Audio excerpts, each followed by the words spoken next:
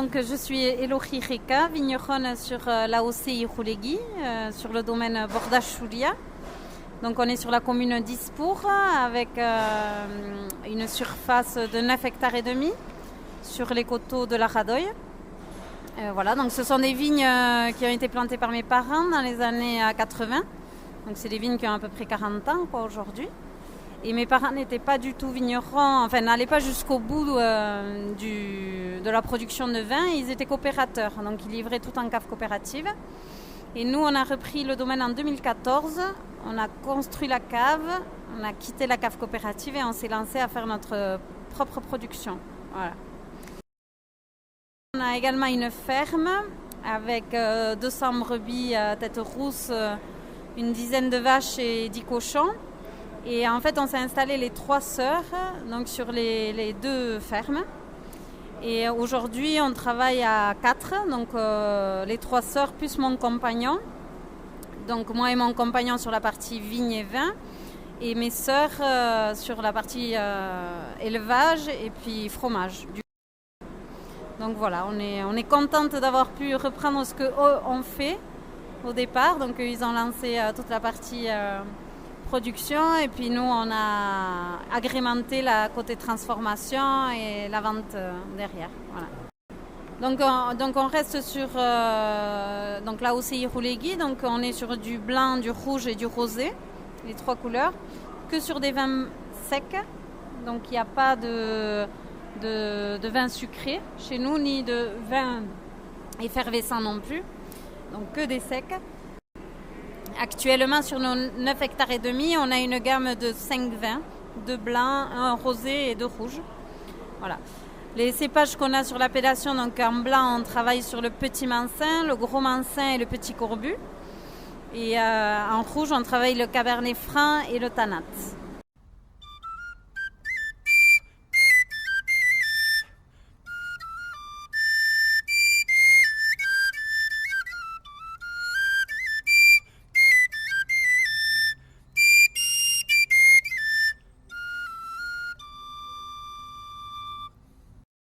Là, on est sur des cépages qui sont vraiment originaires du Piémont pyrénéen, même si certains sont connus ailleurs, comme le Cabernet Franc, mais son origine au Cabernet Franc, c'est vraiment le Piémont pyrénéen.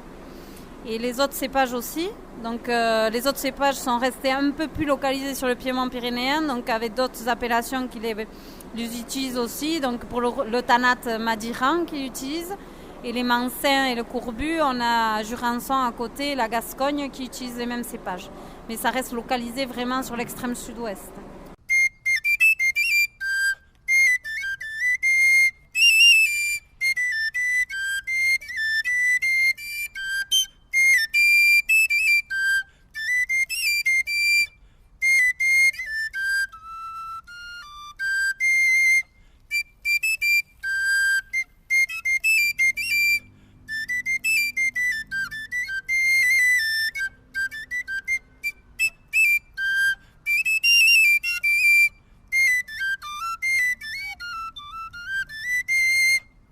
Donc nous, notre circuit de distribution, c'est 30% à peu près aux particuliers seulement ici au domaine.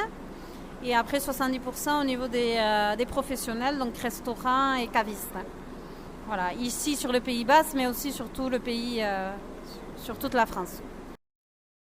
Quand on s'est installé en 2014, on a de suite commencé à travailler en bio. Par contre, on a demandé la certification qu'à partir de 2015. Voilà, mais dès le départ, on s'est lancé quand même dans cette agriculture-là. Voilà, c'est une agriculture qui est un peu plus exigeante que par rapport à notre viticulture ici, parce qu'on est sur un cas particulier. Iroulegui, c'est un vignoble de montagne, on est sur des très fortes pentes, avec une installation en terrasse qui demande énormément d'entretien et de travail manuel. Et du coup, en plus, l'agriculture biologique nous demande encore plus d'exigence dans le travail et d'être plus présent et plus à l'écoute de nos vignes. Voilà, mais on ne regrette pas d'avoir fait ce choix-là, en tout cas, d'y être allé. Alors nous, on est une appellation assez particulière parce que même si on est au sud de la France, on est dans les appellations les plus tardives à vendanger. Donc habituellement, on vendange au mois d'octobre. D'habitude, on commence au 6 octobre. Là, on va finir un peu vers le 6-7 octobre. Oui, on travaille. Alors, ça reste des vendanges assez conviviales. Vu que souvent, on a des arrière-saisons assez clémentes au niveau météo, on a le temps de faire les vendanges. Donc, ça fait 15 ans qu'on a le même groupe de vendangeurs qui viennent nous aider. Beaucoup d'amis de mes parents, donc des jeunes retraités pour la plupart, et d'autres amis qui viennent en plus agrémenter. Et du coup, c'est très convivial. On vendange. Ma mère et ma sœur préparent à manger tous les midis. Et voilà, on se retrouve tous à table. Et l'après-midi, on a encore un petit peu de travail, mais c'est très agréable.